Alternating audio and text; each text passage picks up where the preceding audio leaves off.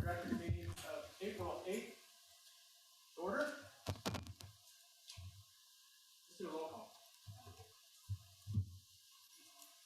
Chair Wheeler. Here. Vice Chair Riddell. Present. Director Shakara. Here. Director Johnston. Here. Director Berman. Director Martinez. Here. Director Snyder. Here. We have a quorum. Go ahead Can you- and stand to the pledge of allegiance. Can you note for the record, though, that Director Berman was, he's not here, but he would have been here had we not had technical difficulties. Yes.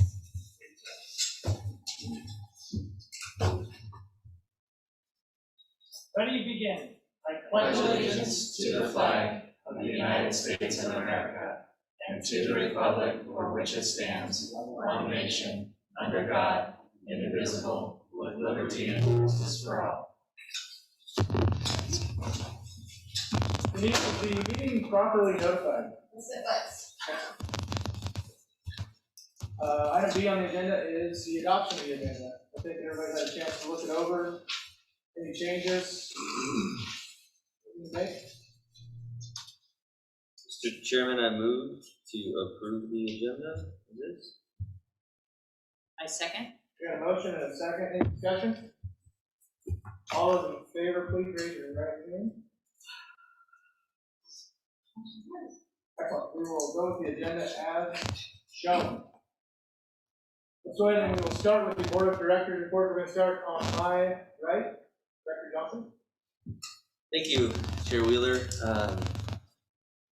To add, for this month, I was able to attend a committee meeting with the inclusion group, and we were making some great progress. I'll let Vice Chair Riddell add to this as he's part of that as well. But making great progress, and there's a lot of transparency in those meetings. Invite the public to come join those and see all the good work that's happening in those, and the monitoring of goals to make sure we're making the appropriate steps. I'll also add that youth baseball is kicked off, and we've exceeded our numbers from the prior year for registration, close to 300 this year, with most exciting 8 to 10 T-ball teams. So that's exciting for all the youth to get out there. I will pass it back to you, Chair Wheeler. Thank you. Director Shadar. Oh man, I've got so much. It's been a busy week. So I attended the town hall on Tuesday evening, which was really great to see so many people from the community attend, and I believe quite a few joined us online as well. I feel like Superintendent Carpenter gave a nice update of the kind of a status of the district, and kind of it was fun doing the surveys and kind of incorporating that feedback within the environment. Look forward to getting that going more and getting more feedback. I think we need more input. Communications pillar we postponed to next week because my life was so busy, so we'll be doing that next Monday. I have Friday counselor advisory committee meeting. So once a quarter we meet, as a committee or advisory group to review kind of progress through the year with our goals and stuff like that. So that'll happen on Friday. And then Aspire. So I'm an Aspire mentor, and we need lots more. So hopefully this next year, now that we have an Aspire coordinator, Ms. Bresco, we can see that program, continue to grow. She has some great ideas and energy, and I was helping her kind of get her website kind of set up and configured, and just kind of helping support her as she gets up to speed. And then soccer, high school soccer. It was an exciting season. So disappointing they didn't make it to playoffs. Any other year, they made it. They got second place. So hard to see them not make it, but I'm really proud. The girls soccer program did well, and they're both continued this week just as a extra extension to their season, just because they love it so much. So, phew. That's it. Thank you. What's going on? Vice Chair Riddell. Thank you, Chair Wheeler. Yeah, the Inclusive Practices Pillar Committee meeting. The one thing I would add is it definitely is taking one step after another. So you can see the growth, you can feel the growth. I too would ask the community, if you want to know what's going on, come join, come watch. and ask questions. So excited about where that's going. Town hall, what I was most excited about that, great information. There's a lot of people there I didn't know, which I can't say that about most gatherings in Estacada. So that was exciting to see a different group there. Fall sports are wrapping up. Spring sports are started, so it's no time off. I know there's several groups right now that are doing double duty, finishing up fall sports and preparing. Specifically, football has a game on Friday, and the first high school baseball game is on Monday. So be nice and prepared for that. So, but kudos to the coaches and the entire athletic department for really great communication and setting that up, and everybody's working together to give the kids a chance to play. So that's exciting. High School Musical is coming, not musical, but play is coming up here in a couple weeks. So excited about that. Again, our music department, music and theater arts department has definitely set themselves apart in the Portland metro area of being productive and holding performances and holding shows when a lot of districts have just opted out. And so big kudos to everyone involved in that for making that an available opportunity for the kids to participate. High School Soul Ensemble Contest. So the tapes went in for that. I'm not sure how many students participated. I believe we had 2 students that took top place in their categories. So always great to see music students coming out of the Estacada School District and punching way above their weight class and getting recognized for that. So again, kudos to Mr. Frunk and the whole music department for time and effort and energy to put into that, and submitting tapes, trying to figure out how to rehearse at social distance, all of that good stuff. So a lot of good stuff going there, and that's it. The music, is that a league thing or statewide? Statewide this year. So usually it's by league, and then based on how they score, then they send kids to state. And this year it was just a statewide competition, so they took out that middle level. So Excellent. Yeah. Thank you. Yep. Director Snyder. All right, thank you. Don't have a lot myself other than Director Martinez and I have been participating in the Student Success Committee, and we are definitely learning a lot, and we're constantly learning, and I appreciate everybody being patient with us as we go through. And I guess for those that are interested in fall soccer, we are not, or soccer for the Estacada Youth Soccer Association, just for those that are listening, we are not doing spring. I had a lot of inquiries about that, but we are looking forward to fall. So I'm hoping the numbers that baseball is seeing, we will see in the fall as well. So thank you. Thank you. Director Martinez. Not much other than still learning. I think I've attended my second successful student pillar, and just learning a lot of data collection. It seems like we're collecting a lot of data, the dashboard, so we're just trying to learn what the data is telling us. Just want to thank our staff. I know that our faculty are doing a great job in trying to collect the data.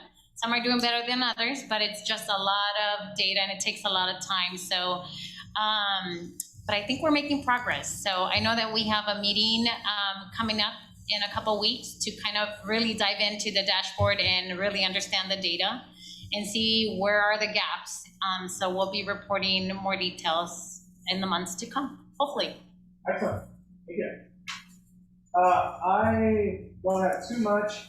I'm kind of jealous of everybody talking about their pillar reports. Mine is taking a little bit of a hiatus, but now we are doing a budget time of year, so it'll be hot and heavy, I'm sure, the next coming months as we onboard Christina and get that going officially. Youth baseball started. It's fantastic. I love life. Good group of kids. Lots of energy out there. Lots of kids that need to get in shape. So that's a good thing we got out there running around. And yeah, just the sheer numbers of people out there outside on school grounds is great. School grounds look great as usual. I had one other thing. Oh, the talks of my other committee I'm on is the planning commission meeting, or the Estacada Planning Commission. And there's a lot of talk as we're bringing on subdivisions to discuss in greater depth with the school district on capacity issues. There's one gentleman out there that's particularly in tune to that, and it's not me. Not that I'm not attuned to it, but I'm glad that somebody else is bringing it up. And And so every time we approve a subdivision, the last one we did was 112 lots. I think next couple weeks we did another one that's somewhere in the hundreds. So we're putting a lot of houses into the school district, and we need to figure out what we're gonna do with them. We're not the only ones paying attention to that. We just need to figure out a good solution. One thing I'll encourage the school district to do, and Ryan, I think you and I have talked about offline, is just making sure that those, planning department people reach out from the city for comment. Make sure that maybe we're shifting our narrative to, yes, we love to see houses coming within the school district boundaries. Maybe the boundaries within the district itself might come up, and also how we can get capacity. But it is a long-term issue we can deal with. And they can approve the subdivision as long as they support bonds in the future. It was brought up at the town hall, too, this topic of capacity. That last part was kind of tongue in cheek. It would be nice to get a bunch of people supporting a bond. Not tongue in cheek. I think that's it tonight. Let's jump right in to the strategic plan pillar reports. And Director Scott Sullivan, come on down. Welcome again. Thank you, directors. I appreciate the opportunity to share with you how our pillar committee has been working and the work that the whole district has been doing towards student success. Before I begin, I want to give you a couple of definitions that you'll hear me share, and I think you'll hear some other folks refer to that. And one of those is 3 different colors: red, yellow, and green. They're not stoplights, but they are. Red means that the Leader Action Plan, the LAP, which you will hear as well, Leader Action Plan. If it's red, that means we haven't made much progress and we're still in neutral or first gear. If it's yellow, that means we've gotten started and we're in progress towards becoming successful with that Leader Action Plan. If it's green, that means that we substantially began and or finished or completed the Leader Action Plan. So you'll hear me and others refer to red, yellow, and green. That's what we're referring to, with our LAPs, which are our Leader Action Plan. Okay. All right, student success. Again, I know you've seen this several times now, and it's on a lot of different documents, but our goals are twofold. One, really to focus on student success in terms of meeting achievement toward our essential learning standards, and 2, increasing the efficacy of our PLCs. We want our PLCs to become stronger and stronger every year, as we do with everything here in Estacada School District with evidence-based leadership. You've seen these strategic actions, and they are on the website. They're in your hands. I won't take time talking about that right now, but I will like to start sharing a little bit of data. I think I mentioned last month we have separated first semester and second semester data. And the graph you see in front of you shows how we're doing in math. The first week, in March 15th, we were approximately 60%. And now the most recent data, we're up to about 65, 70%. So you see a bit of growth in that. And also in ELA, you'll see growth from one week to the next. One around 45, 48% to 60%. So we are seeing some growth in our meeting of proficiency, and this is cumulative for all subjects going forward. Well, not all subjects, all buildings going forward. Also, I've been spending a lot of time rounding, and I wanted to share with you a little 3-2-1 report, which is a summary of my rounding experiences these past 4 weeks. And first I want to share some 3 themes that I've gained from my rounding. And number 1 I wrote up there is that many leaders are maintaining their essential learning standards and PLCs at the forefront of their work. However, there are some that are not. I'll mention that and talk a little bit about that as well. In addition, you'll see that I've seen that a lot of individuals, as Director Martinez and Billy mentioned, are collecting data and evidence related to their individual Leader Action Plans. We do have a lot of data. We need to understand it better. We need to communicate it even better and help all of you and our community understand that better. And also, when I mentioned that some are not in the first point, the third point is those of our leaders who are not directly related to schools, meaning they're not principals, they are struggling keeping PLCs and essential learning standards in their focus, in my opinion. And there's something I need to do about that. Okay, so what are the opportunities that I have based on these themes? As I round with individuals, I need to make sure that I have a regular focus on their leader action plans, asking questions directly about their action plans, and not going off target and being broad. I need to be more focused. Then, when I find people are slowly or not keeping up to par, I need to do a better job of collaborating with them to get them on track and up to speed. And the big action takeaway that I've taken from this past 4 weeks is that I want to train our leaders, all the people that I round with, to focus on the action plans of the people they're talking to. And so not only do I have to do a better job, I want to be able to train others to do a better job at keeping that focus.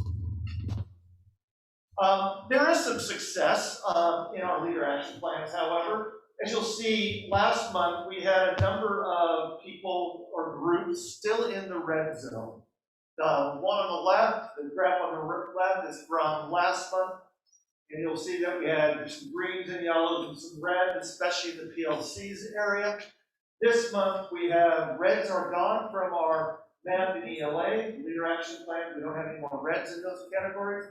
And we've reduced the number of reds in our PLC, except having any reds at this time in the year is unacceptable, and I need to do a better job of leading us out of that. Recommendations from our committee from last month was to share directors with the directors our pillar dashboard. I have done that for all of you. I'm not sure that all the bugs are out of it because I shared it with Director Snyder and Martinez, and they weren't able to necessarily navigate it. We're not sure we're going to figure that out at our meeting that is upcoming next week. If any of you have a hard time navigating with any of those dashboards that we shared, let us know, because we all have editor access, so there shouldn't be an issue, but there is. I got to figure that out. We've been asked to provide more details on our definition of RTI, response to intervention, or RTI pyramid. And we were lucky enough to have Lindsay Fulmeyer spend a good amount of time in our last meeting, giving a good definition and framework where we are and what we do and what response to intervention is. One of our goals was to start translating our meetings and have easy access to do them on our website. We are working on that. We're not done. We've still got a ways to go, but that is in the works. And we hope by our next meeting, we will have those things available and ready, easily seen on our website and in Spanish. Thank you, Mr. Sullivan. You're welcome. Any questions? 14 seconds. Over 14 seconds. Wow, I've never done that. I also tried to pull that up and then struggling to navigate those reports, so just to add that to your list.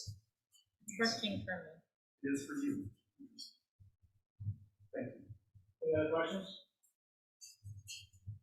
Thank you. Thank you very much. Thank you.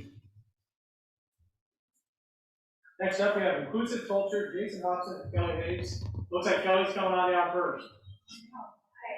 I'm gonna use the note to write standard by 7-minute time limit here, so share time with Jason. We're gonna hold you to it, Kelly. Hold me to it, I'm excited for that, the challenge for sure.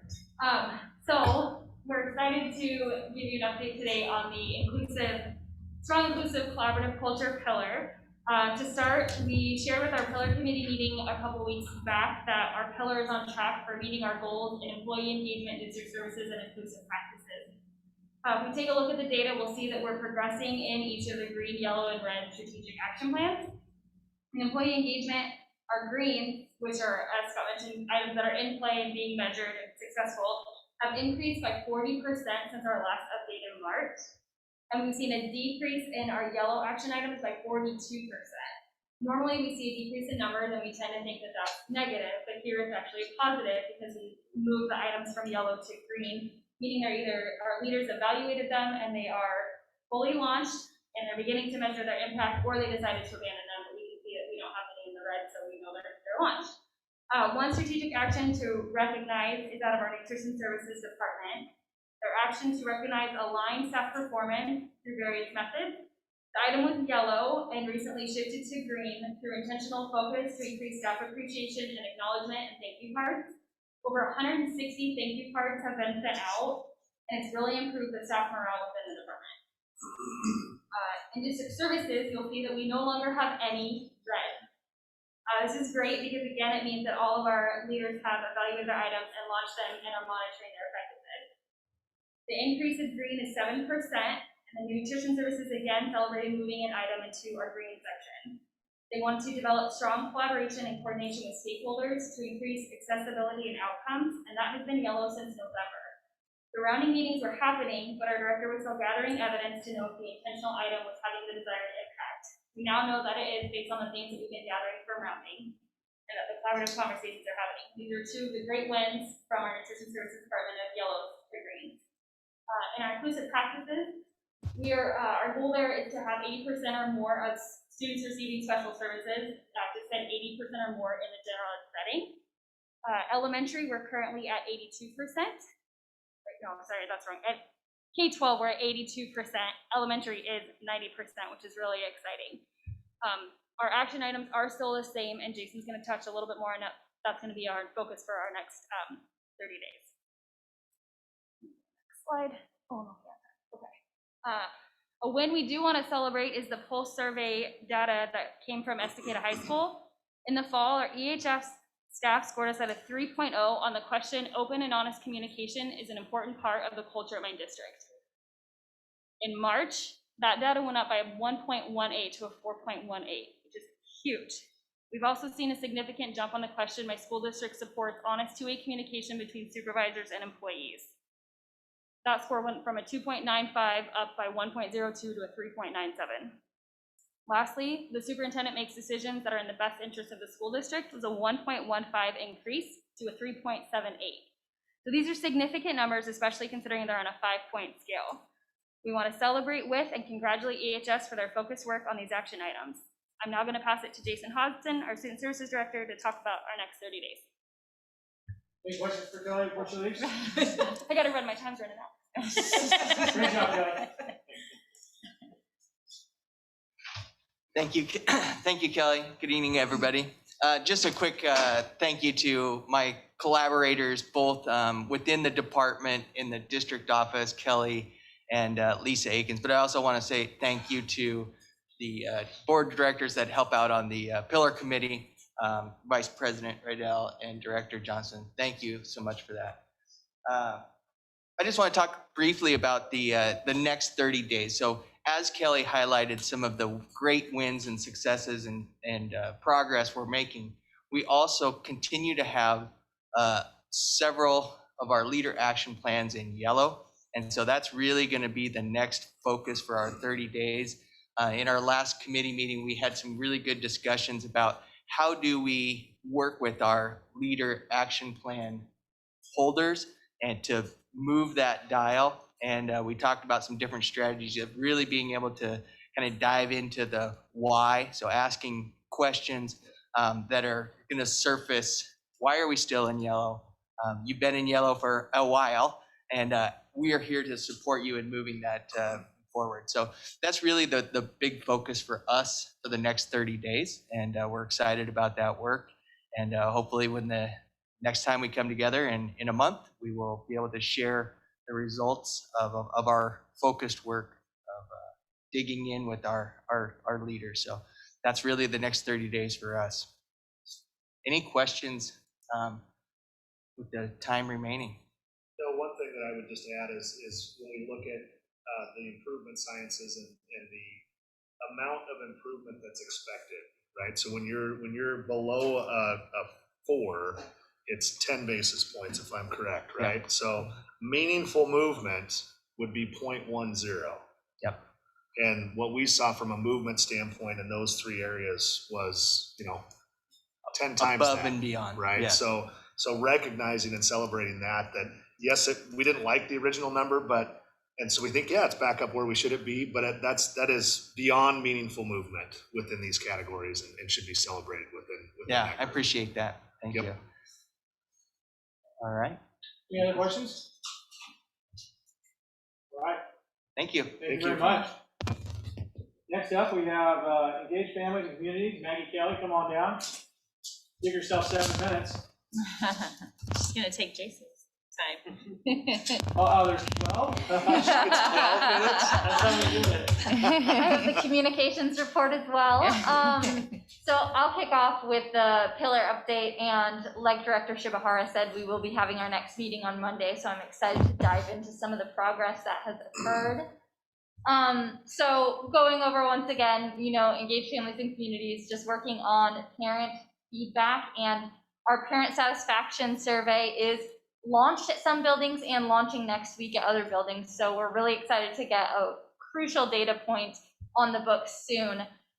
So some of the wins and barriers that we're seeing right now.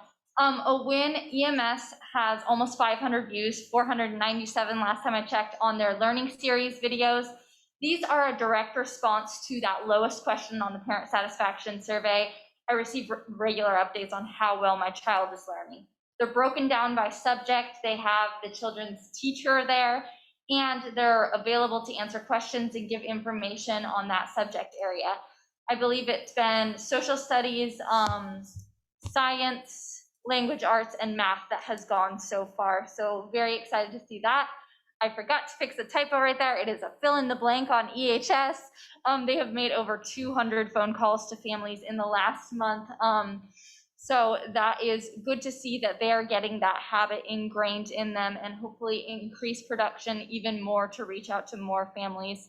But we're glad to see that individual outreach is occurring, because that's one thing that we've seen moves the needle with families, that individual outreach and proactive outreach. We're not just calling someone when there's a problem, but we are going to call them also when there's a problem. They can count on that. Secretaries and staff have rounded with 250 plus families. I'll go into some rounding themes later when we get into barriers a little bit. Our nutrition services program has done a great job with their Facebook page. I mentioned in our last pillar committee meeting, but they're reaching almost 10% of our district, which is higher than any nutrition services program Facebook page I've seen. Beaverton, Bend, it's really incredible the amount of outreach she's already generating after about 10 months. So now she's transitioning to summer food program outreach that looks a little bit different, and also our free and reduced meals, because all meals are free this year. That's one challenge that she's been tackling with communication, is communicating the importance of still applying for that. Student services is increasing their post-IEP survey response. So again, as a reminder, after the IEP process, parents receive a survey and are asked to fill that out on how communication is going for families of students served by student services, because it can look a little different. They have so many people interacting with their child. We want to make sure they're getting a cohesive communication experience. 75% of families have stated that communication is good or very good. We just lump those into one. So 75% are saying that communication is satisfactory. We would obviously like to see a growth in that, but we're happy that we are tracking that number at this time, and we can build further action plans off of that data. So that's good to see. And I think one thing they're working on also is just increasing that habit both in families and staff to make sure that we're getting an increased survey response.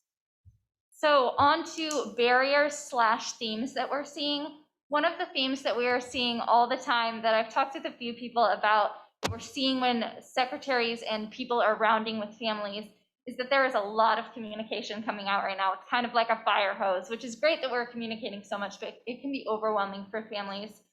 I think there are some ways we can consolidate communication. I would always rather over communicate than under communicate. But some things I'm looking at is increasing our Parent Square expertise so that more programs can shift over to Parent Square. Hopefully by next year, you can start deleting an app or two. So I think as we migrate some programs over there, that will kind of decrease overwhelm. And then additionally, one building did an adjust to putting like key themes that parents need to know at the top of their s'mores, because s'mores can get really long and a little overwhelming. So we're gonna check on how that's going and do kind of a pulse check on are parents liking that or not, and then see if we wanna roll that out to the other buildings. But I think that could be a good best practice, that families are just getting those quick bullets when they're too overwhelmed to scroll through a lot of things. So those are a couple of things that we're going to work on. So it's great that we're able to identify that theme and act on that. Another thing is increasing survey and pulse check participation. I talked about this last month. We're still getting around the same data of 25% of virtual families that are attending something, filling out the pulse check data. In person, it's a little bit higher. Our town hall, we got exceptional response rate. I believe we had 50-something people there, and we got 46 people filling out the survey. So a lot higher in person. Unfortunately, we're in hybrid right now, and we really want our virtual families to feel like they can connect with us anyway. So that's something we need to work on, having families understand the importance of the pulse check, but also seeing us respond to their feedback and make improvements based off of their feedback so they feel that it's worth their time. So that's definitely something we can continue to work on. And an additional theme that we're seeing is just continuing again to increase access to individual student progress updates and monitoring. We can send out district-wide messages, but nothing compares to being able to talk to your child's teacher or principal on how is my student doing. So I'm happy to see these habits getting ingrained in our staff, and I really do think the mindset, they're realizing the importance of it, and so I think that's something that we can continue to work on. Improvements in action right now, we're actively collecting parent survey responses. I'm extremely excited about that. So happy to see that flowing in and ready to get the data, really wanting to make sure we have a thorough rollout so we hear from every single family. Last night we had a Spanish-speaking town hall and we introduced it to them. We distributed the link because we really want to actively get those survey responses from our Spanish-speaking families. And they actually suggested that we set up tech evenings where we have Chromebooks available for them to fill out the surveys. And Leticia is so great, and she said, heck yes. So next Monday and Tuesday, we're doing from 4 to 7. We're going to set up Chromebooks outside of Rivermill, and we're going to have that available for our Spanish-speaking families. We're just really determined to knock down any barriers to getting to the survey. So that's just one example of really getting the word out about this survey. Right now, 13 out of 14 action plans are in action or completed, so really focus on wrapping around that one last action plan. I think it's just getting more confident in the Parent Square system, and then they'll be on the road. So we've been doing lots of work and support on that. But I'm happy to see we moved up. Last month we were at 12 out of 14, so I'm happy to see we're moving in the right direction. I will move on to my communications report, and then I'll take questions.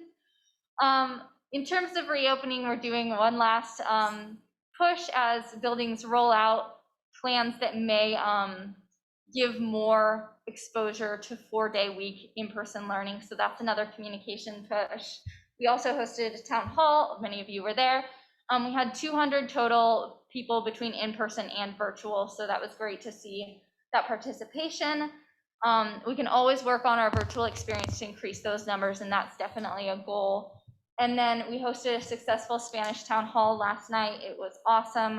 Leticia did a great job. I've never seen so much engagement, people asking questions, feeling comfortable to stay afterward and get help or just talk about their experience. So it was a wonderful event to be a part of. We had 2 media stories this month with $3,400 in publicity value. It's great to see that we are still in the media and leading the way in some things. We're also averaging 3.8 safety-related messages sent to families and staff each week, really focusing on 2 things: stay home if you're not feeling well, and support around the pre-screening survey. It's still a habit that is getting ingrained in more people, and as we see more students come back for more time, it's just a habit that we're going to have to continue to support staff and families in. So that's a lot of what those communications center around. And then additionally, we had 350 Super 60-second views in the last month. That was 3 Super 60 seconds. We didn't get to squeeze in the 4th because of spring break. And then we had 3,800 newsletter views. So want to continue to increase our Super 60-second exposure. And that's just a lot of adjusting to what families like to see, and I'm excited to continue that work. Upcoming and ongoing, the first thing is those mailers. I'm excited to get those out to the community. That's about a 2-week production turnaround time, so I think we can definitely have them in mailboxes before May, and I'm excited to get that out to families. We've tried to anticipate a lot of family questions without turning it into a 50-page chapter book, because there's a lot going on right now. We're working on outreach and communication for the 2021-2022 school year. It's already time to start working on that, so I'm prepping a lot of those messages and just having opportunities to collect input from families, because there are a lot of crucial decisions that we need their feedback on. So that's a big focus right now, and will continue to be a big focus over the summer. Graduation preparation, as we're still working on our live streaming, I want to be 120% confident that we develop a fantastic product for graduation, because our families deserve that. And so that is a lot of work going into that. Want to live stream, want some great photos and some great press afterwards. So very excited to work on that. Facility updates, there's a lot going on there. We're having a lot of community questions as we have capacity issues, just navigating what that looks like, navigating our 7 acres conversation, and just starting a lot of those conversations with families.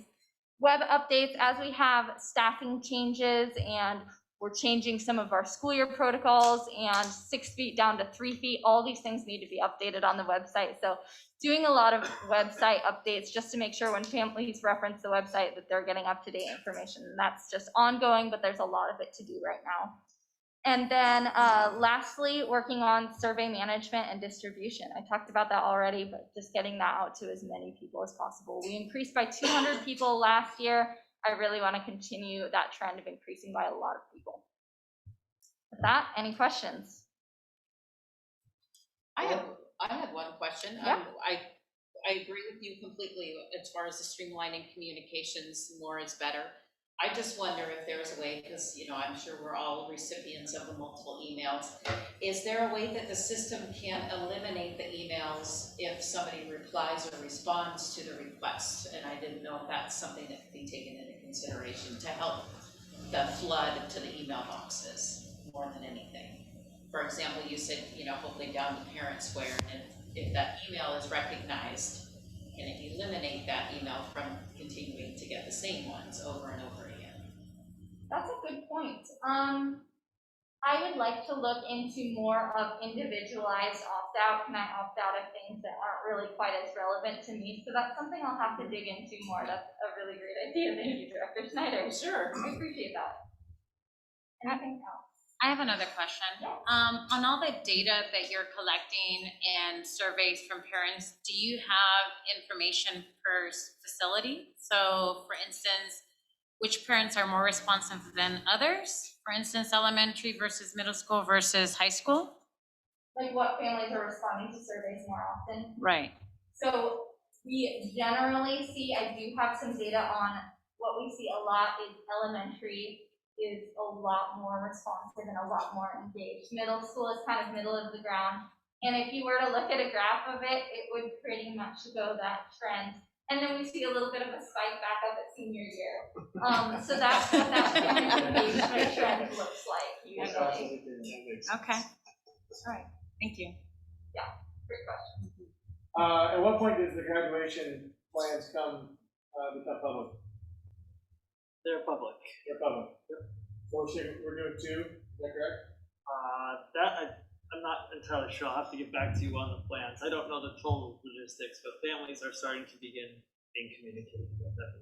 I believe it was the evening 1 hour and then the evening 1 hour in 2 blocks. Yeah. Okay. Well, that was the question you asked, or we were asked, is if we were attending one or both sessions. Yeah. Superintendent Carpenter. I'll have to get back to you on that. into that one. The one for thing you. I can 100% guarantee is there will be a fireworks show. Yeah. Yeah. As a parent of a senior, I have lots of questions, lots of concerns. Sure. And I don't know how will- to proceed. I will cascade the communication to the high school leadership, if there needs to be an avenue for communication and two-way communication. There really needs to be almost like a town hall for senior parents or something. All right. I don't know. It just feels like we're really disconnected and, you know, it'd just be nice to have somebody help pull us in, you know, because I have lots of friends, we're all talking, but yet we're kind of could use some help getting us together.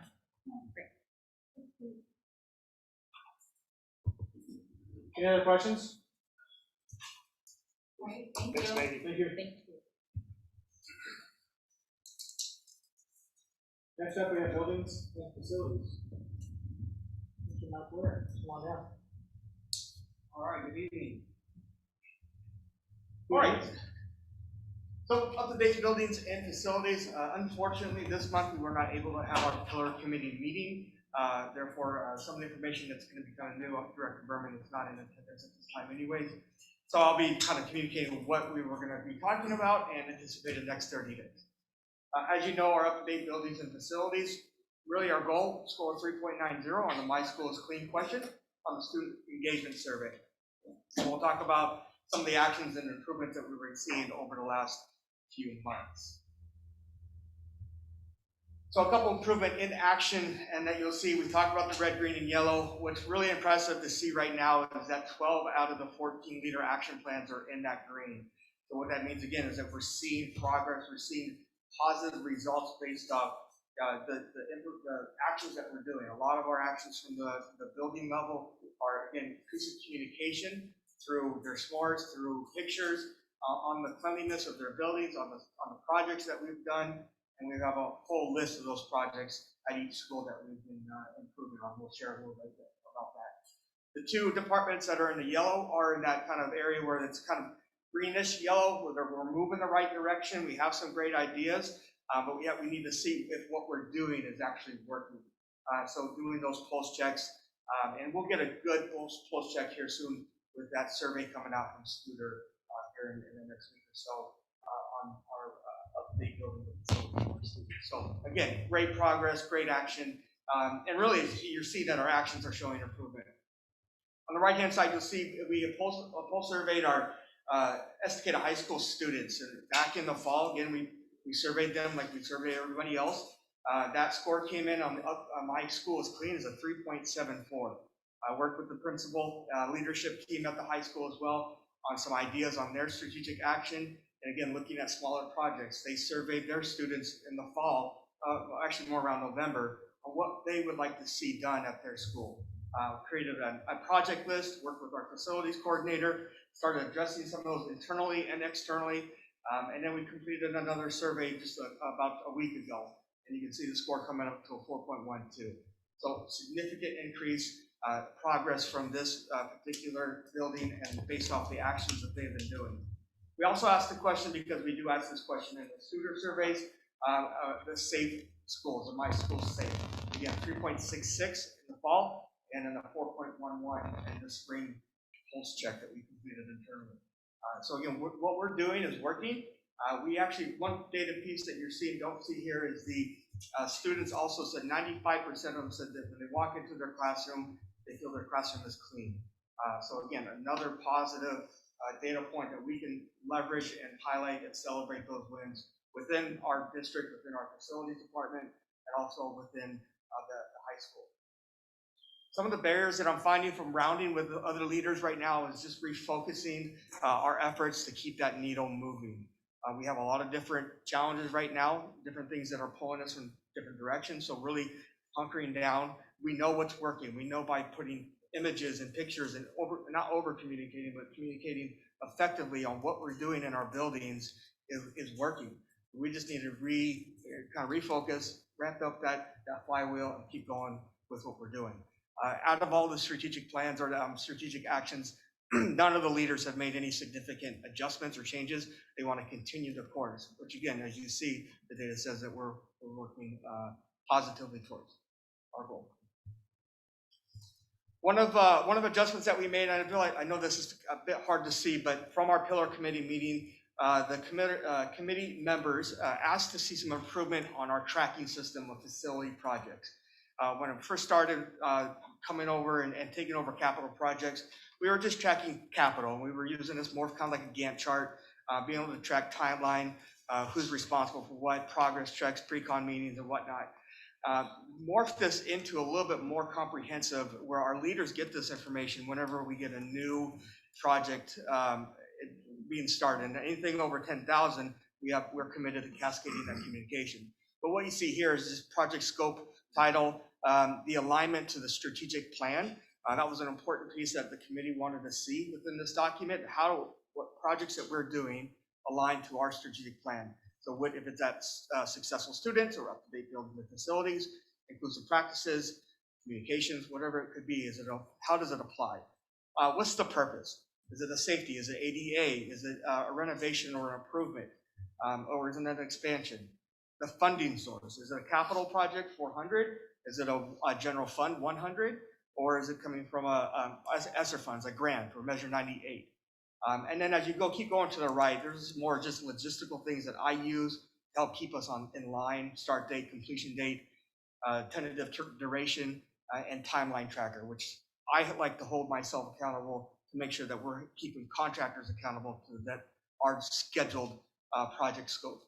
So you can see here we have some reds, which mean we're past our scheduled date, but we also have some greens in there too. So a great tool for me to use, a great tool to communicate with our leadership so they can cascade that information. Again, at first this was capital only, but now we put in just general buildings and facilities upgrades in there. So things that are under 10,000 will also show up in this document too. We're working on making this an accessible web app so our community as well as other stakeholders can take a look at this information. You can see that we have change order information in there as well, and then total costs on projects. Next 30 days, what I really want to do with the committee as well with other stakeholders is evaluating our cleaning score rubric. So if you recall, we evaluate our night cleaning crew, our day clean custodians evaluate using a rubric and a score method. I want to work with our facilities coordinator to evaluate that process to see the efficacy of it and to make sure that what we're doing is actually working and making that progress. We have some different resources that we're going to rely on for that process. Integrating athletics to capture improvement data now that we have athletics coming in and really full bore. How are athletes feeling about our general use of our athletic grounds, our facilities, and what are the areas that we can improve in there? Also from our coaches.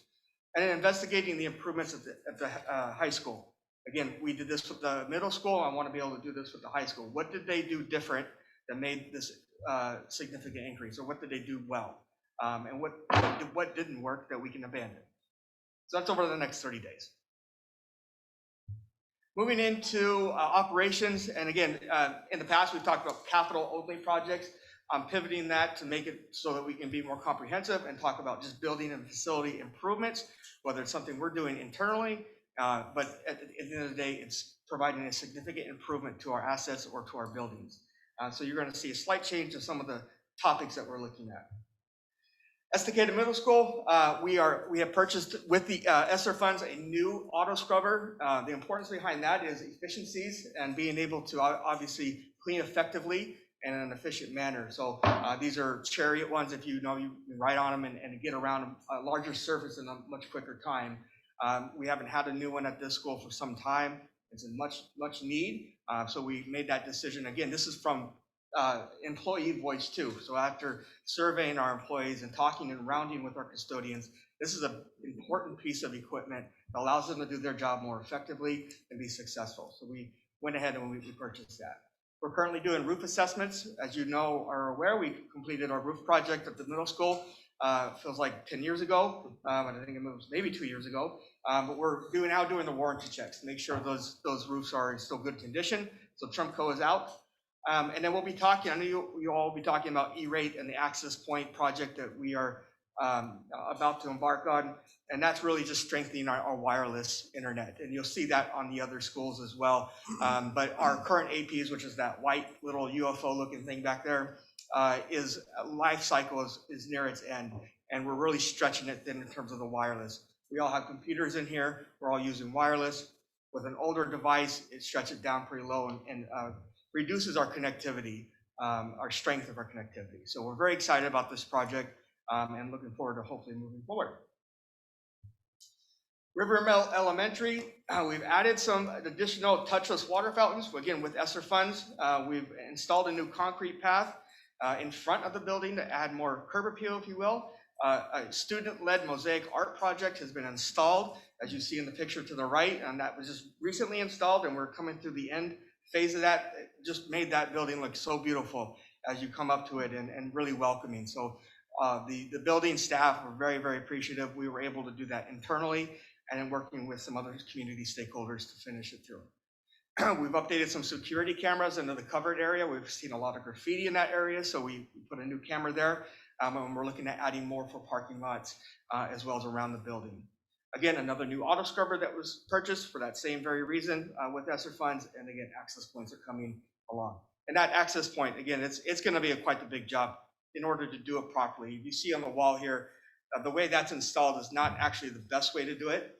Behind there, you want it on the ceiling because the way the access points work, they come out like a radio, if you will, like radio vibes, and most of you probably know that. And a lot of them are directly plugged into an internet port. What we want to do is run it all the way back to our IDFs or our switches. Again, that's going to be give us a best in class internet in our schools, which is going to be very important. Estacada High School, a couple things that we've done. We've installed a new discus throwing pad. Not a very big project, but again, an important one for our track team. We've updated the boys and girls team room, as well as updated some hardware. As you see in the picture to the right, we've done some improvements to the courtyard, as well as adding some fences, updated fencing, roof assessments, and again, access points. Clackamas River, once again, the auto scrubber and access points. We're looking at installing a washer and dryer. Same reason with the auto scrubber, it adds efficiencies because now our custodian doesn't have to go to a different school to wash cloths and other items. They can do it at that school, which is going to be a huge, huge time saver. And as well, updating security cameras for the covered area and then the parking. North Complex, just a quick update on that. You can see on the right-hand side, that's our 7 acres that we are looking at doing some changes with. We're working on getting a land appraisal and timber appraisal right now. Hopefully I'll have information to share with Mr. Carpenter within the next week or so. North Complex, we're starting to get engineering for the driveway and parkway parking area so that we can get a drivable space immediately and then look at longer term paving and ultimately the end game goal. We're adding some lower drainage to the areas, and we are working with the city on the IGA. Thank you, Mr. Ware.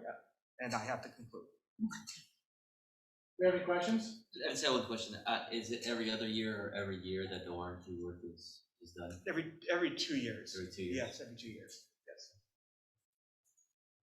Any other questions? So is that auto scrubber, is that like a Zamboni? Yeah, it's like a mini Zamboni, So I just right? wanted to make sure I Right. was on track. Yeah, they're pretty cool. Yeah. I have a couple questions. Okay. So, you were talking about safe schools, and as of late, we're talking safe schools as far as viruses.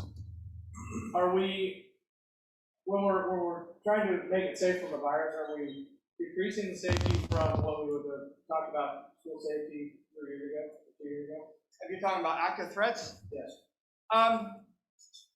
In my opinion, no. We are not leaving any doors unlocked and open. We do have windows. Some of our windows are more open, but in terms of active threats or being accessible to our buildings, we're still very secure. If that's kind of the direction you're asking. Yeah, no, question. and that's exactly what I'm thinking. Yeah.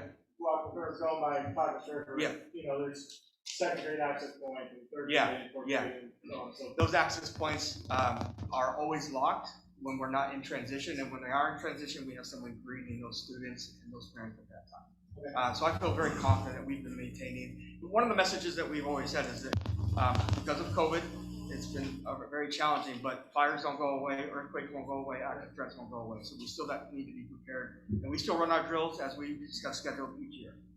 Okay. Yep. Refresh me on the middle school. Did we end up putting one of those vegetables in there? No, we did not. Okay. That's the only school that we have not. The reason, if I may call on Superintendent Carpenter, was some of the makeup of the front. The split level entrance. Split level, yeah. There are, I mean, we have looked at different ways of doing it, but that split level creates some challenges. And we do not want to extend out from the front, obviously, because of the visual aspect of that. That building is locked all the time, and then is it an access control like in high school here? No, there's no access control there. But you get buzzed. You get buzzed. Yeah. We have a buzzer from the Yeah, front. but, and it is locked at all times. Question, now that we've updated all of our gates on the back. Hey, your turn. I noticed this was open, no big deal, but, the one over here by the mechanic shop. Yes. During spring sports. Yes. Youth specifically, is a main access point for tournaments, as well as T-ball games and whatnot on just a regular Saturday. Is there any way we can improve signage or make it so that gate can be open like 4 feet and then just stop?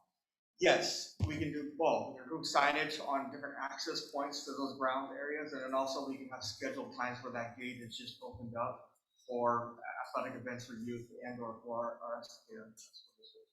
All I would need to know is to work with the youth organization to know what dates those are, which we are currently doing on our facility use agreements, so that we can support their tournaments and their events. Okay. And I would add to that, even non-tournaments, just practice nights, because a lot of the groups are down there.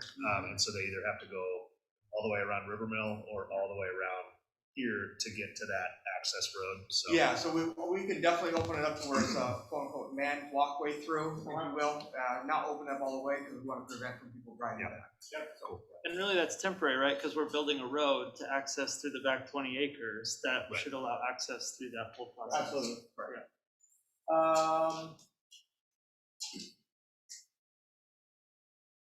As far as guidelines, the COVID safety side of things. Sure. Are we following CDC or OHA or both? How does that work? Because I heard today that just some CDC study came out and that surfaces don't carry COVID anymore, which is just surprising to me because I don't know how many gallons of stuff I put on my hands in last year. It's a miracle, wasn't it?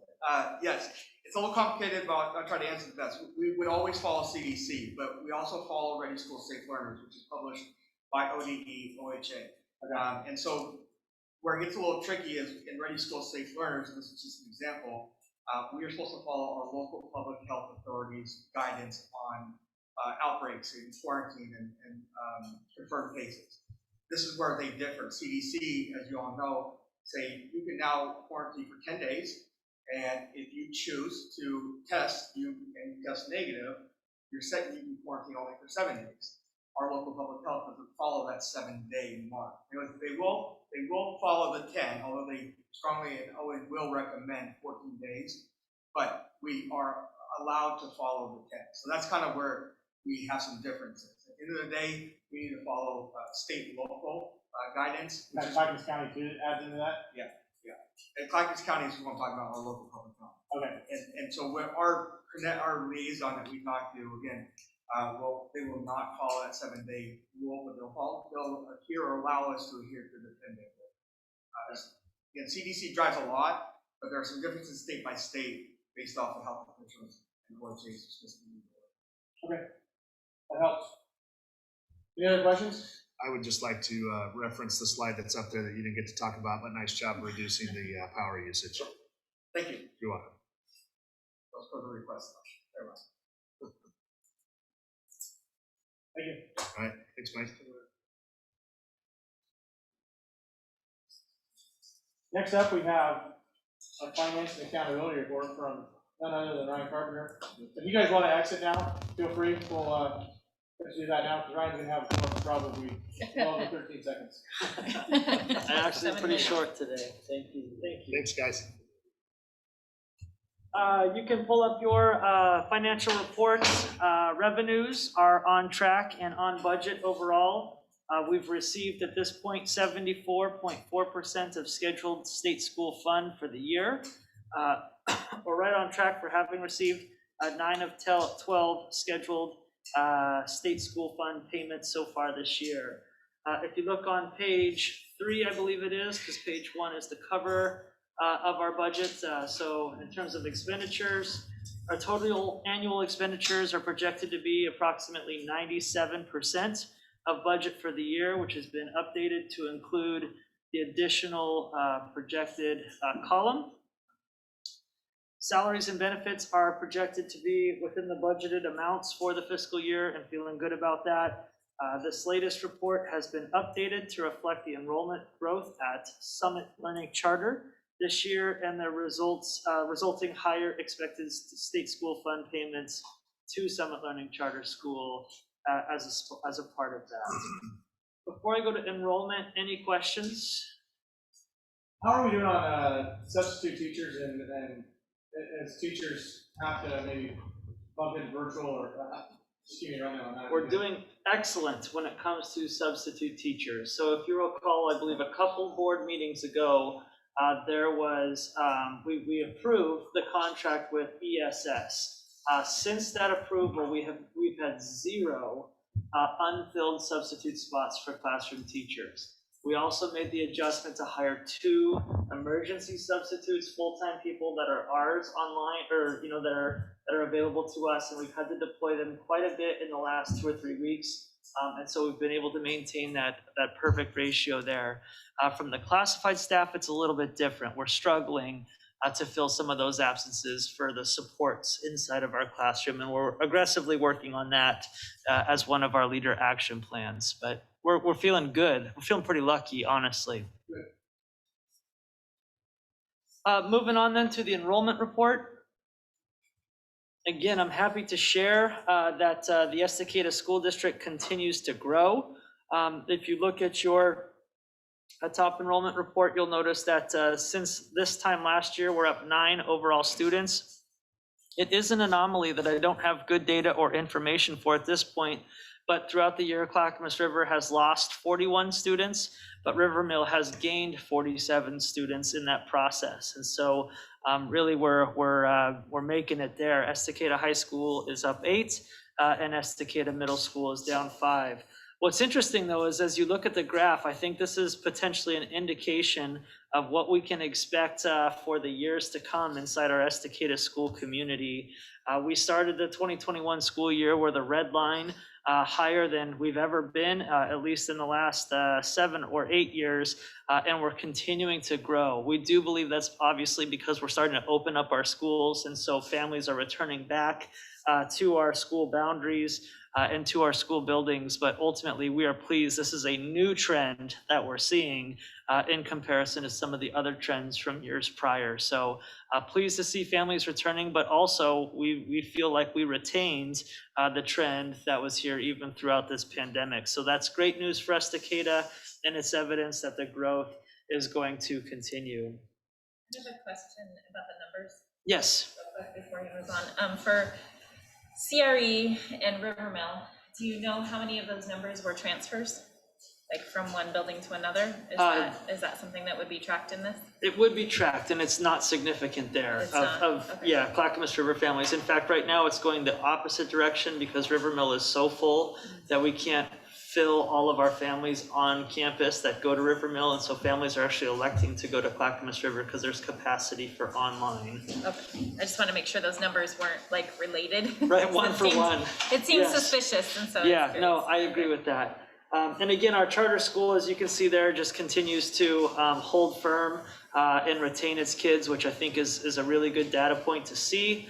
And again, we're capturing that revenue this year, which we believe to be one-time funds. And so that's how we're budgeting as well.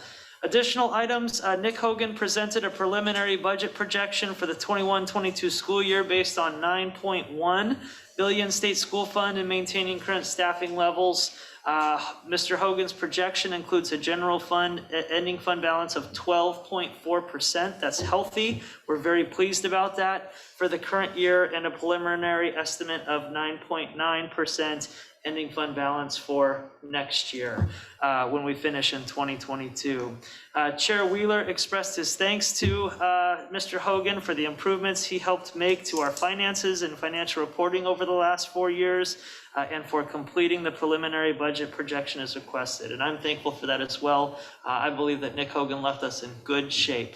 as he departed, and Christina Weinert will be here at the very next board meeting to introduce herself and to actively take over and serve as our CFO. So very exciting. We feel like we got pretty lucky to hire the talent we did this time of year. That is the financial report, unless there are other questions. One quick refresher on Summit. So it looks like we're kind of hovering around that 1450 enrollment number right now. Mm-hmm. Whatever we end the year with, that's where they start next year, and then there's a threshold, right? Not anymore. In our new contract, we actually made that to our benefit. And so their cap grows by 3% every single year. So they most likely will already start well over the cap, which is 40% of the ADM to the district and 60% to Summit Charter. Okay. Okay. Any questions? All right, that was our financial report. Let's jump into, budget, let's talk budget real quick and what that schedule is gonna look like, which is good. So typically today would have been our first budget meeting, which is really just nothing more than a 20-minute kind of introduction. We elect a new chair of the budget committee. We kind of go over the roles and responsibilities of what the budget committee is, and we just kind of go over the procedures and the rules. We can knock that out in 15 to 20 minutes next month.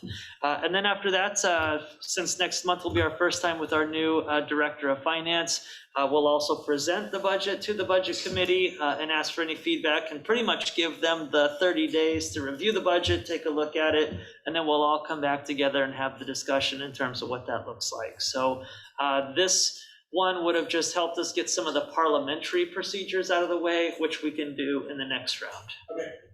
Are we running late on our budget calendar? We're not. Nope, We're not. we're How come actually it right on feels time. late? Yep.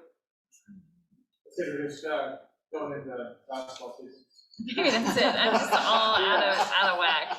Yep. And for your superintendent's report, I have 2 bullet points today that I just want to focus on. As distancing has changed, we are very proud of Estacada's response to collect parent feedback and to make organizational decisions reflecting the community's wishes. We're now collaborating at this point with our employees to support our employees' needs as we build and execute a strategy to finish our school year starting strong. Families can expect, really starting next week, some may be getting some information before the week is over, about each school building's plans to start incorporating more students back onto campus for 4 days a week. And we're very excited about this rollout. We believe that the high school and middle school will be able to serve virtually all students who wish or elect to come back beginning April 26th. The elementary schools are still working through some processes and procedures. There are some barriers that will prevent both elementary schools from bringing every single child back who wishes, mainly capacity being the large driver of that. Still, with the 3 feet social distancing, Rivermill Elementary School will be unable to bring all kids back who desire, and that's just because we have so many kids at that school right now. Some other barriers are the 6 feet social distancing still required for meal services, and the 6 feet still required for PE as well. So there are some logistical things that our teams are working very hard to get through, but at the end of the day, we will be welcoming more students back onto campus and very excited about that. Bullet point number 2 is there's a lot of community conversation and employer conversation about a 5-day versus a 4-day school week. We're excited to see this great conversation that's occurring. Estacada School District will continue to lead and listen for that conversation. Our plan at this point, because it is so abundantly out there, is for the school district leadership to begin to engage formally employees, families, and students to make a determination of which calendared process we want to execute starting next year. I hope to bring the school board a recommendation next school board meeting in May is when I hope to bring that so that we can begin building plans based upon that. We intend to return back to our collective bargaining agreement and execute our final years of what I believe is an excellent collaborative contract developed by both our teachers' unions and our classified unions. And so it will be the district's intent to go back to the way that we were prior to COVID and honor those contracts. I will tell you early on that the 4-day week has been overwhelmingly popular. In the past 2 or 3 days, I have seen a resurgence in advocacy for the 5-day week back in play. And so I will tell you that this will turn into become a very difficult decision for us, as it's going to be very obvious that we will not meet the needs of all based on the decision that's there. That being said, we're going to make sure that there's a space and an opportunity that's provided for all people to submit their voice, and then we'll make a decision that we believe is best for kids first, and then ultimately serves and supports our community and sets us up for long-term success. Can I ask a question about the calendar? We Yes. had passed a 3-year calendar. That's correct. When did we pass that? 2 years ago. So next year we would still be on a 5. It would be That year would have- 3 of that that would have been calendar. our 3rd year. That's correct. Okay. Next year will be our 3rd year. Correct. Next year would have been our 3rd year. Yep. Thank you. Yes. Wanted to And a great remember question. that. Great question. That is your superintendent's report, so I'll take questions. And one thing with that too is the committee that was put together was looking at a 5-day, a 4-day, or a year round. That's correct. And it's important to recall, even at that time, it was really, really tight, whether it was a 4-day or a 5-day. Yes. And so just as a reminder, this close conversation of which way to go, and again, having to make that decision. That was the case 2 years ago, and it will continue to be the case as we try to look at it moving forward. So. Yeah, having been a part of that committee, it was very close. I Yes. can remember that down to a T. Yeah. Yes. I remember was- it yes. too. Yeah.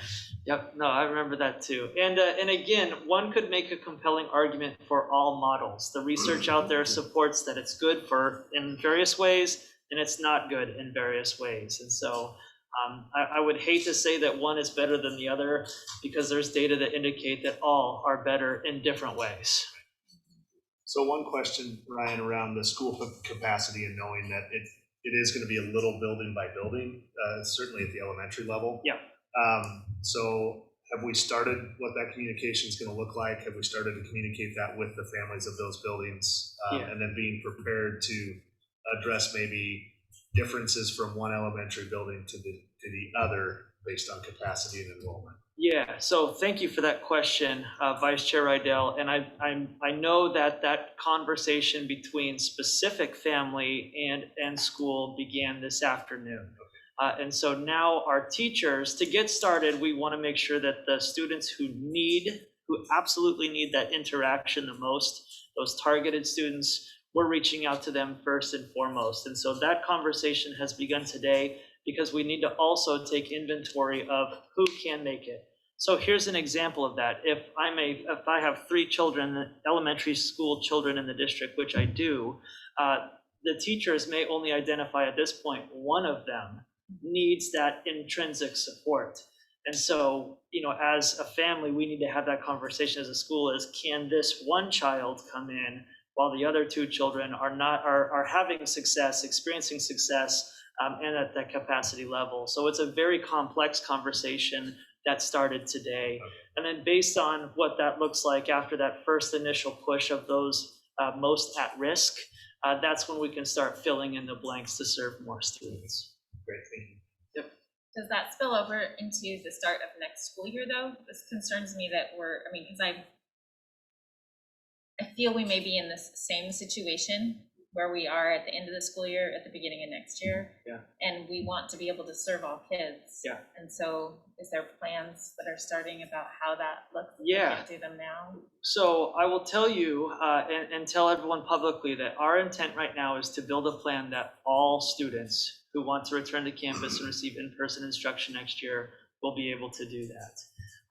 How we get there is what's going to take the summer. Like, for example, part of our logistical problems at the elementary school right now is a lot of our classes prior to COVID happened with tables and chairs. So the problem is now is we can't do 3 feet social distancing with tables and chairs. So we need to order 70 more desks in order to make that happen.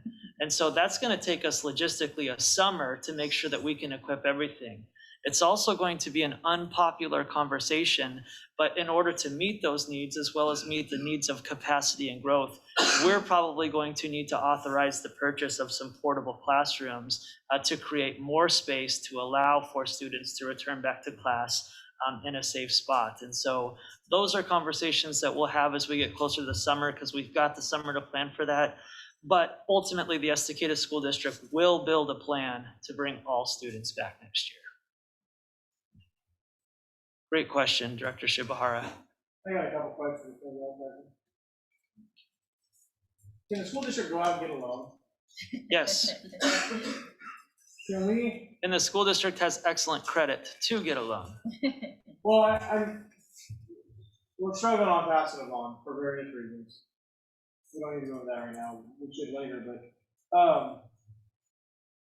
if we know we have a capacity issue at the elementary schools, then I think we mentioned it, I mentioned this to you at when we were in Rivermill for some reason. Getting an architect to look at the Rivermill 5th grade wing and draw up a plan that's similar to that, where we can plunk that down on the old playground at Rivermill and a spot at Clackamas River. Mhm. So rather than, building a new kitchen, all these new things, a new library, all these things that we don't necessarily need, we could take a wing like that, plunk it down, and save some on, by engineering it right and scaling it correctly. We could engineer it once, build it twice, and I mean, I don't know how long it would take for us to pay for it with the capital improvement fund from the charter school, but that is somewhat of a cash influx that we will have hopefully ongoing. Yeah, so the answer to your question is yes, we could absolutely do that. Some school districts have taken loans to do those various things. The only con, or the only thing that I would say is problematic from that is, in order to take that loan, we don't necessarily have community support in doing that. And so by taking the loan and repaying the loan, we're ultimately paying that back with charter school revenues, but those charter school revenues we're currently paying to offer services to help our kids in the classroom. And so the repayment of that debt would literally come from general fund balances. So we'd be making the intentional decision to take money from the classroom to repay that to build more classrooms, which is the spot that we're in because we were unsuccessful. Our community wasn't ready at that point to support a capital construction bond. But really, again, construction bonds come from the support of the community, which allows us to expand our capacity and update those facilities. And so we're in a spot right now where the majority of communities have passed bonds, therefore they're able to handle that growth and capacity. Our community, unfortunately, at this moment, has not entirely gotten behind that piece of it. So yes, we could do it, and we could repay that. Our credit is excellent, but to repay that, it would require general fund dollars. Chair Wheeler, Yes. from the city and all these new developments, somebody asked at the town hall, how come, or is there a way to get more money towards schools with these new developments? And I don't know what that means. So it was the construction excise tax, I believe, and how could a community member go about working with the county to increase those rates or increase the flow of those rates or percentages to schools? I don't know the logistics of that. I mean, there's two different there's the construction excise tax that was passed in 2007. And so any incremental square footage that's built. So if you have a 2,000 square foot house and you want to put 1,000 square foot addition on it, when you get your building permit, you pay $1,000 extra, and that gets plunked into the school district coffers. If you build a brand new house that has no structure on the property and it's 2,000 square feet, $2,000 goes into $1 square foot. And on commercial buildings, it's 50 cents a square foot. So 12,000 square foot buildings, $6,000. And that money comes to us, That comes to the school us. district. But that usually, on average, that's about $100,000, correct? To our school district, is that what it's been in the last? I don't know what the number is ongoing, Yeah. but like if you take that 112 lot subdivision and just say there are 2,500 square foot houses. While he's doing that math, it is a one-time payment. Right, Correct. so it's when you add the square footage, it's $1 a square foot and you never pay it again. Yeah. So it's not a reoccurring Right. kind of a thing, so it's not like we Count on had 500 houses and we had. But you're adding to the tax base at the same time, and you're Correct. taxing so to get into the weeds a little bit, if you live in a 1935 farmhouse and measure 5 and 95 that were locked in the 90s, lock those tax rates at that rate. So that 1935 farmhouse is way down here. Whereas if you have the same square footage house in 2021, it's gonna get taxed at the current market rate, and there's deductions and all this weird stuff. But it's gonna be, instead of being $1,200 a year for property taxes, it's gonna be $5,000. And then that goes down and, the fire department gets them, and the cemetery district, and the school district, and everybody gets them. But it's a big wad of money on an ongoing basis. Bigger wad of money than that 1935 house. And just to go back to the construction excise tax, so 112 lots, 2,500 square feet per house is $280,000. So we need to pass like 4 of those to get $1 million, so we need, what, 500, 800 new houses. so it's a little bit, but it's not Yeah.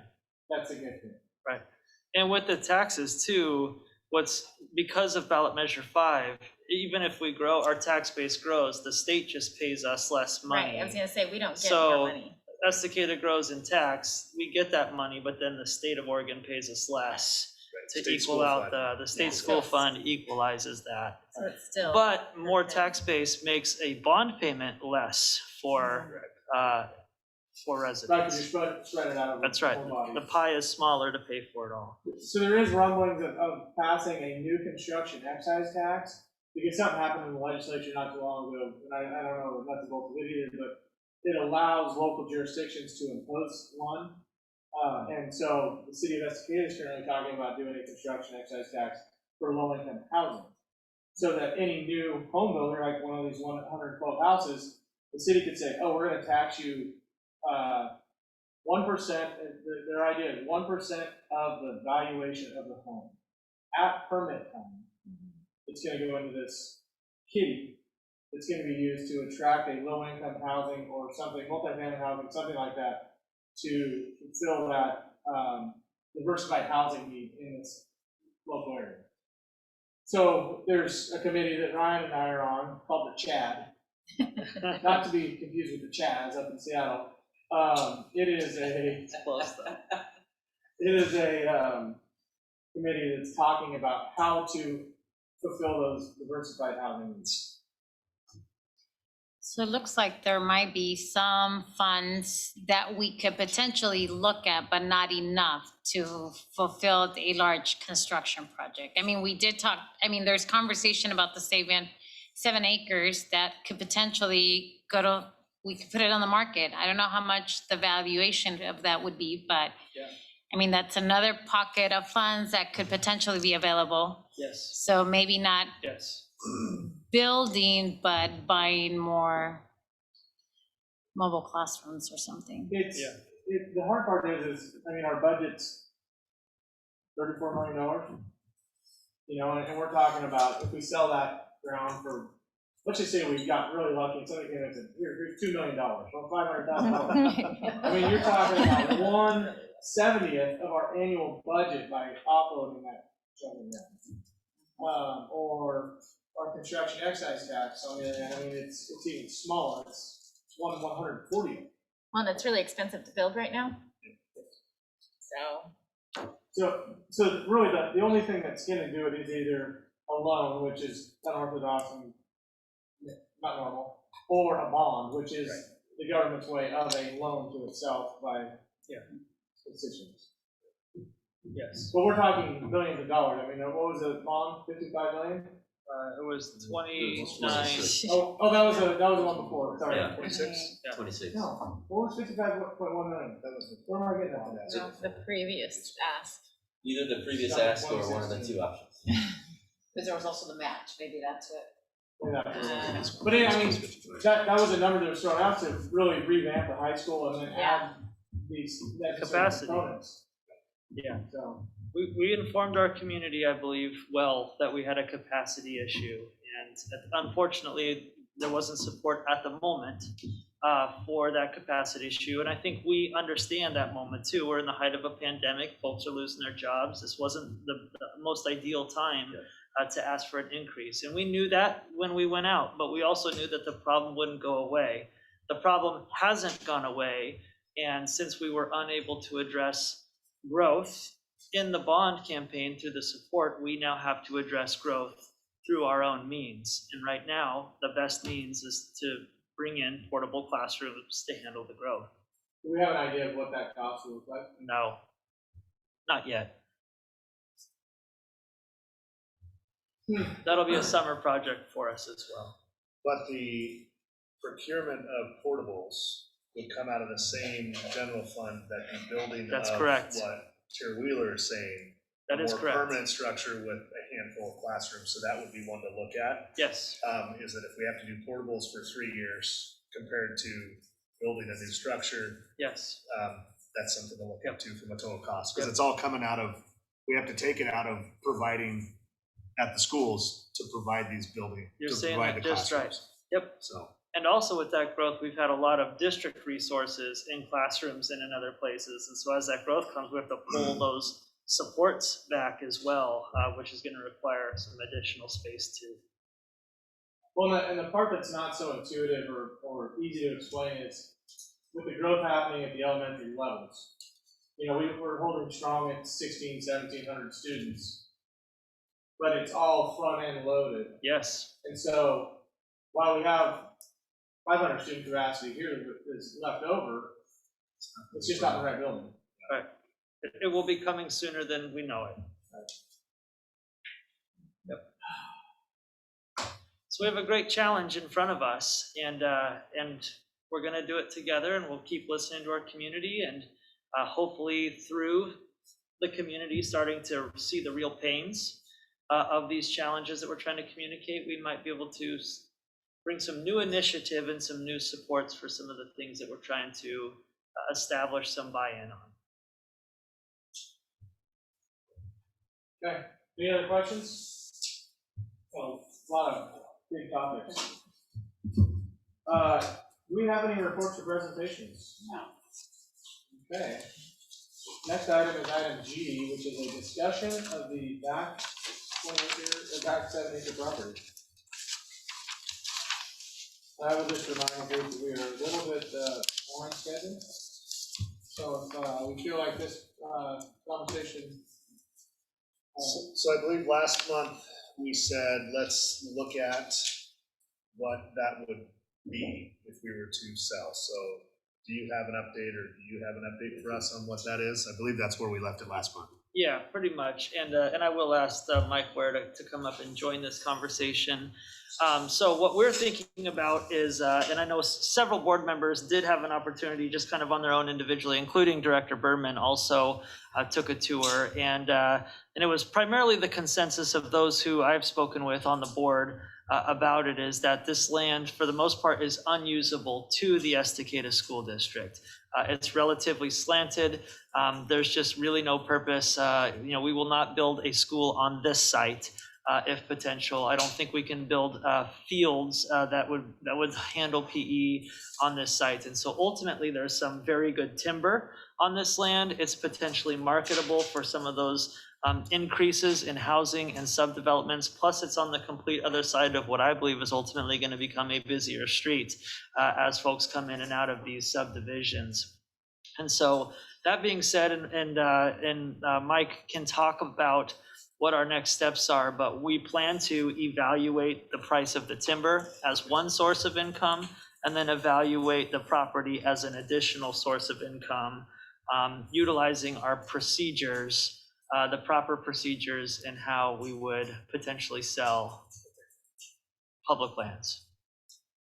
Did I answer what you were thinking? I think so, yeah, and I wasn't sure if we were already gonna have that information today, or if that was the, let's take a walk, let's take a look, let's double check, this is something. That's what that was, So yep. at this point in time then, this discussion is, do we then want to say, yes, continue to move forward with what's the marketability, what's the potential revenue from the timber, what's the potential revenue from the property, and then you would report back to us next month, Yeah, potentially. yep. We should have a logging company next week give us an evaluation of the timber, and we probably need to do a process to make sure that we're doing our due diligence to find a neutral third-party real estate agent to help us with the solicitation or evaluation of the property.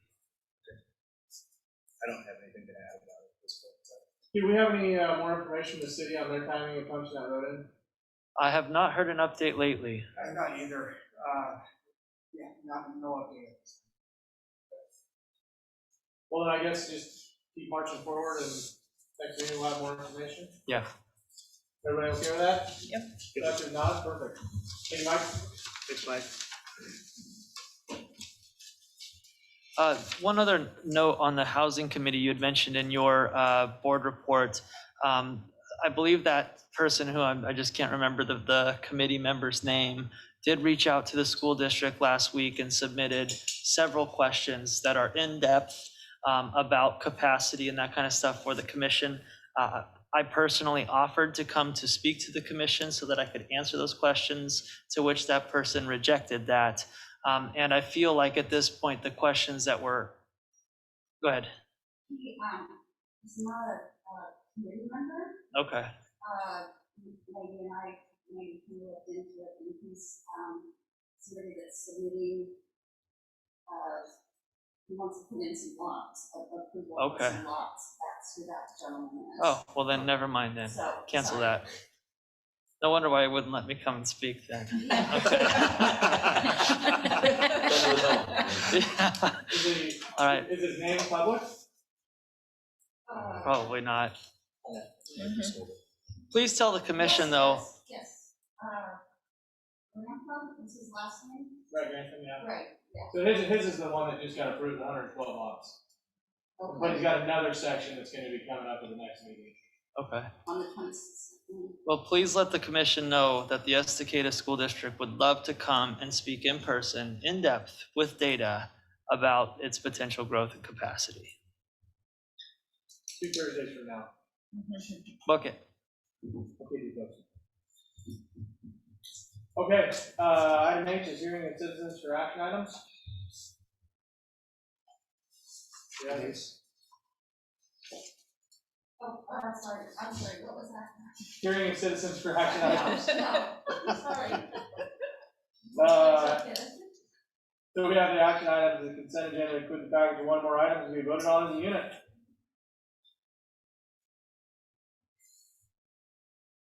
Any motion to approve? Chair Wheeler, I move to accept the consent agenda as presented. Second. We got a motion, we got a second, do we need to discuss?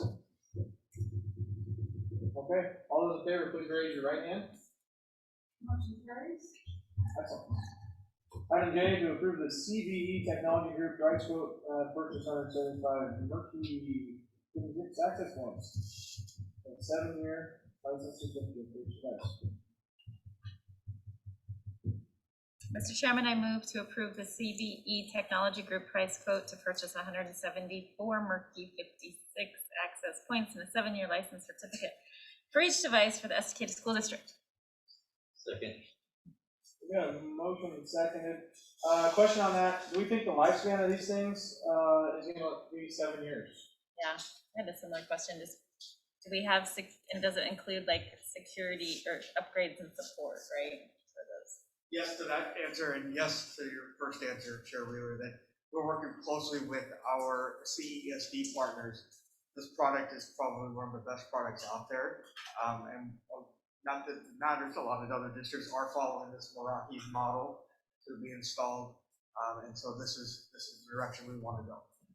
And we're also making a decision to pay for this with our E-rate funds, which ultimately means that 80% of what we purchase will be reimbursed to us. So it's much like purchasing a bus where we get 70% return. This is what we've chosen to use with our E-rate dollars this year.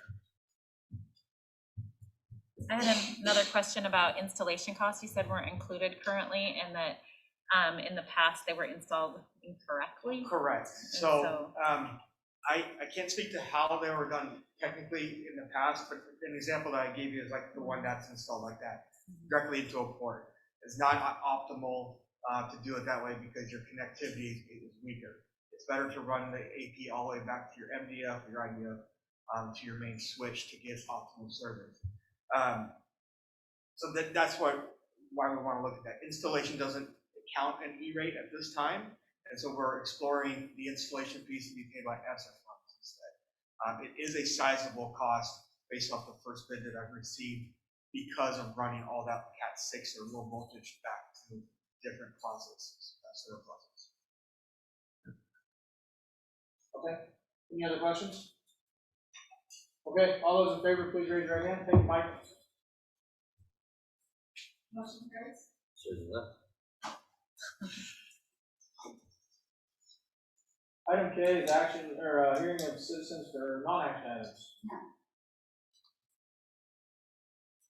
Item L is adjournments. We're here. Is there any other things we need to discuss before that? I didn't bring your glasses. Yeah, I noticed, that's awesome. That would be great. I have to take a picture with my phone so I can zoom in on it. No, I'm good. All right. Budget meeting will be before the next meeting. And it'll probably be at 6 o'clock.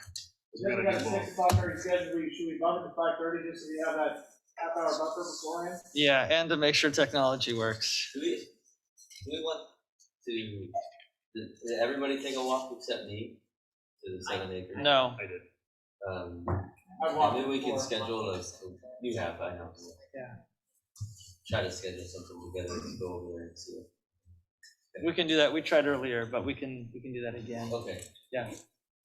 Okay. Meeting adjourned.